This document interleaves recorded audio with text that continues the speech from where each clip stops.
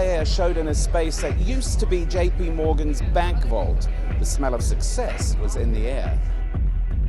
It was more about wardrobe and the concept of a wardrobe. Usually I design into a concept and whatever comes out of it is what's meaningful. The sort of like vibe behind it was a allure of fear.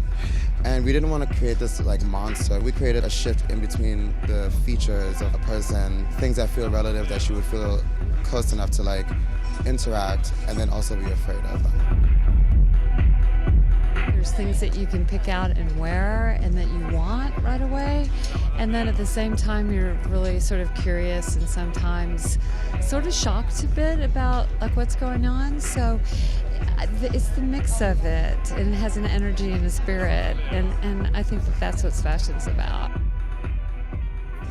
He used his fantasy and his sexual dreams and his vision of transgender as a way to deconstruct what's going on the street. But in a more pacified way, this was very jazzy and soft and warm and tender in a way.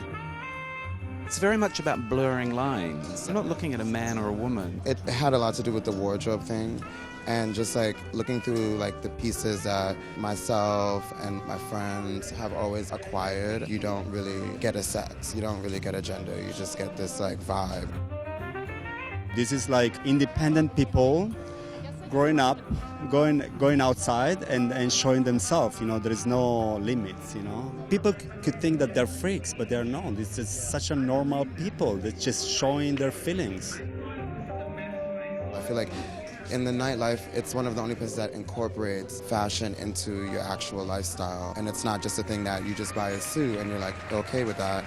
It's like something that you're actually gonna buy like a collection piece and interact with it and feel it. And then it becomes the norm, it becomes you, it becomes a wardrobe piece.